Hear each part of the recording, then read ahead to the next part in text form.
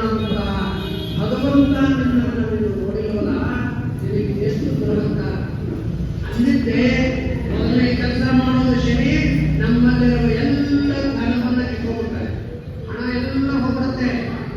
ಎರಡನೇದಾಗಿ ಬಂಧನ ಆಗುತ್ತೆ, ಹಣ ಹೋಗುತ್ತೆ, ಬಂಧನ ಆಗುತ್ತೆ. ಮೊನ್ನೆ ಅಂದ್ಕೊಂಡಿದ್ದೆ ನಿನ್ನ ಪೂಜೆ ಮಾಡ್ತೀನಿ, ಮಕ್ಕಳು ಕೊಡೋ ನಾನು ಹುಡುಗಂತೆ ನಡೆದೇ ಇದ್ದಾಗ ಅದು ಬದುಕು ಬಹಳ ಕಷ್ಟ ಆಯ್ತು. ಕೂಡ ಅಪವಾದ ಅವನ ಮೇಲೆ ಅವನನ್ನ ಜೈಲಿಗೆ ಹಾಕಿದ್ರು, ಮನೆಯಲ್ಲಿ ಪದಾರ್ಥೆಲ್ಲ ಕಳ್ತನ ಆಗೋದು, ಆಮೇಲೆ ರಾಜ್ಯದಿಂದ ಬಿಟ್ಕೊಟ್ರು, ಅವರಿಗೆ ಪ್ರಯಾಣ ಮಾಡ್ತಾ ಇದ್ರು. ಆವಾಗ ಭಗವಂತ ನಮ್ಮನ್ನ ಅವಾಗವಾಗ ಪರೀಕ್ಷೆ ಮಾಡ್ತಾನೆ ಇರ್ತಾರೆ.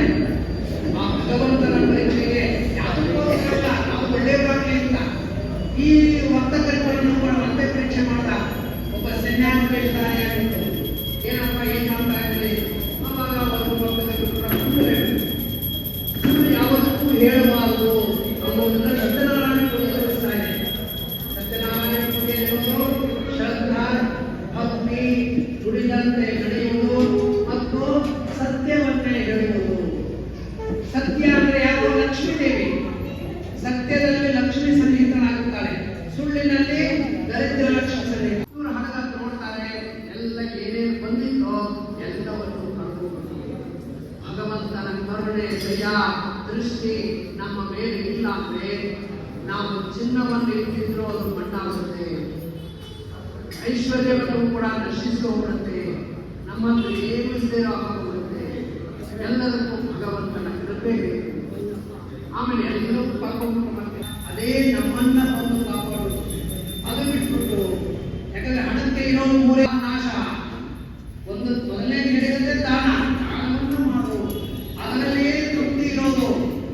ಅದು ಬಿಟ್ಟರೆ ನೋಡಬೇಕಾದ್ರೆ ಪರೀಕ್ಷೆ ಮಾಡ್ಕೊಳ್ಳಿ. ನಿರ್ಮಲ ಮನಸ್ಸಿನಿಂದ ಒಂದು ದಿವಸ ಯಾವ್ದಾದ್ರು ಒಂದು ಕೊಡೆ ಹೋಗ್ತದೆ, ಮನಸ್ಸಿಗೆ ಎಷ್ಟು ಇದಾಗ್ತಾ ಇರ್ತೈತೆ. ನಾನು ನನ್ನ ದುಡ್ಡನ್ನೇ ಹೋಗ್ತಿದ್ದಪ್ಪ, ಕೊಟ್ಟಿದ್ದೇನಪ್ಪ, ಏನೋ ಮನಸ್ಸಿಗೆ ಸಮಾಧಾನ. ಅದು ಕೊಟ್ಟಿರೋದು ಎಲ್ಲೂ ಹೋಗಲ್ಲ, ನಮ್ಮ ಬೆನ್ನ ಹಿಂದೆಯೇ ಇರುತ್ತೆ. ಯಾವತ್ತೋ ಒಂದು ದಿವಸ ನಮಗೆ ಬೇಕಾಗಿರುತ್ತೆ, ಇದ್ದಕ್ಕಿದ್ದಾಗ. ಎರಡನೇದು ಭೋಗ, ಮತ್ತೆ ನಾವು ಅದನ್ನು ಉಪಯೋಗಿಸಬೇಕು. ನಾವು ತಿನ್ನಲ್ಲ, ಇವತ್ತಿಗೂ ಕೊಡಲ್ಲ, ಸುಮ್ಮನೆ ತೆಗೆದ ಬ್ಯಾಂಕ್ ಡಿಪಾಸಿಟ್ ತೋರಿಲ್ಲ. ನಾವು 5 ಲಕ್ಷ ಇಟ್ಟಿದ್ರೆ ಆ ಬ್ಯಾಂಕ್ ಆ ಬ್ಯಾಂಕಿಗೆ ಹೋಗ್ಬಿಟ್ಟಿಲ್ಲ. ದಾನ ಭೋಗ ನಾಶ ಗತಯೋ ಭವಂತಿ ವಿತ್ತಸ್ಯ. ಹಣಕ್ಕೆ ದಾನವನ್ನು ಮಾಡಿ, ನೀವು ಸುಖವಾಗಿದೆ. ದಾನವನ್ನು ಮಾಡೋದಂದರೆ ಸುಖವಾಗಿರೋದು. ಬೇಕಾದ್ರೆ ದೇವರು ಕೊಟ್ಟಾಗ ಉಪಯೋಗಿಸಿ, ಒಳ್ಳೆಯದಾಗಿ ಇಲ್ಲವೇ ಇಲ್ಲ.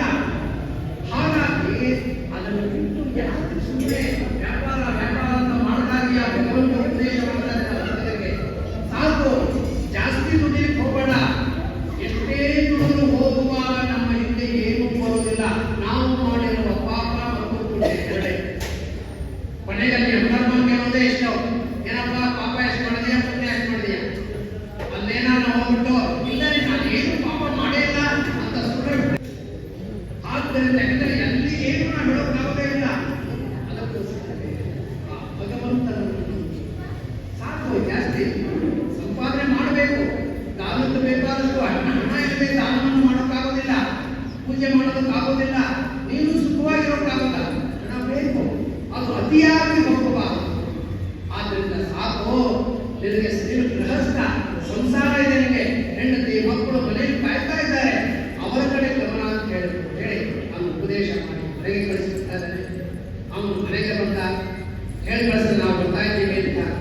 ಅವಾಗ ಆ ಹೆಂಡತಿ ಲೀಲಾವತಿಗೆ ಬಹಳ ಖುಷಿ ಆಗ್ಬಿಟ್ಟು, ಇವರು ಬರ್ತಾ ಎಷ್ಟೋ ವರ್ಷ ಹೋಗ್ತಿದ್ದು ಅವ್ರ ವ್ಯಾಪಾರಕ್ಕೆ ಅಂತ ಹೋಗಿ ಬರ್ತಾ ಇದ್ದಾರೆ ಅಂತ ಬಹಳ ಸಂತೋಷ ಆಯಿತು. ತಕ್ಷಣ ಮಗಳನ್ನು ಕೂಡ ಬೇಗ